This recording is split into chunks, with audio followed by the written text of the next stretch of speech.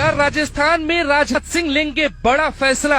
BJP में कुछ तो चल रहा है। मीणा कांड के बाद हरकत में आरएसएस। पीएम मोदी शाह तक पहुंची एक बड़े नेता की शिकायत। नरेश मीणा है कौन जिनके समर्थकों को नहीं रोक पाई राजस्थान पुलिस? मीणा की वो बात जो मीडिया ने आपको नहीं बताई। क्या बीजेपी लेने जा रही है बड़ा एक्शन?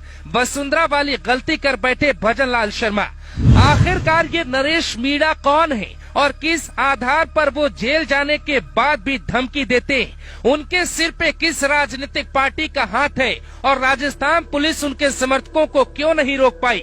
यूपी के राजा भैया की तरह ही इनका भौकाल है। नरेश मीणा सोशल मीडिया पे दावा करते हैं कि वो ना डरे हैं ना डरेंगे। तो क्या सच में एक थप्पड़ की वजह से राजस्थान में कोई बड़ा उलटफेर होने जा रहा है? आखिर कहानी क्या है और सीधे शाह और नरेंद्र मोदी को राजस्थान के सीएम भजन लाल शर्मा से बात क्यों करनी पड़ी?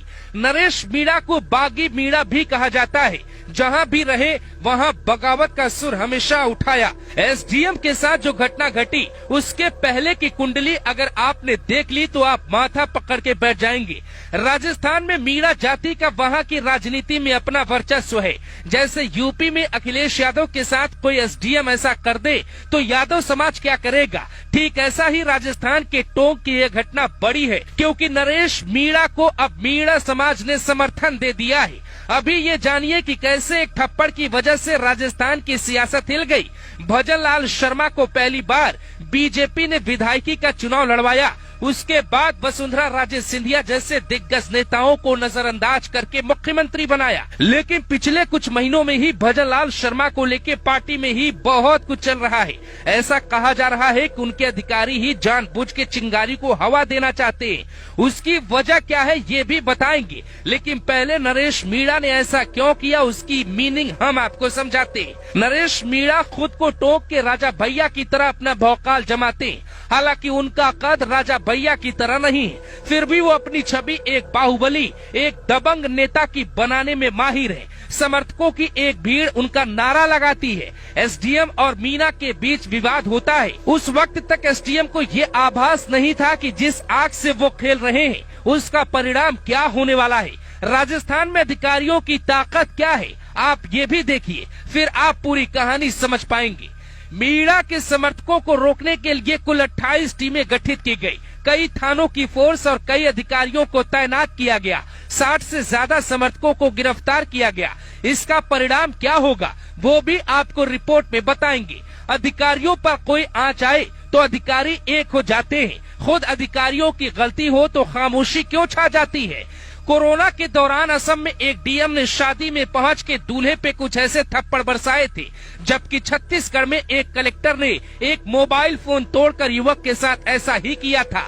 ऐसी कई तस्वीरें हैं जिन्हें गिना पाना, दिखा पाना संभव नहीं है। पर नरेश मीणा ने जब एसडीएम के साथ किया तो वहाँ कैसे ब्यूरोक्रेसी एक हो गई।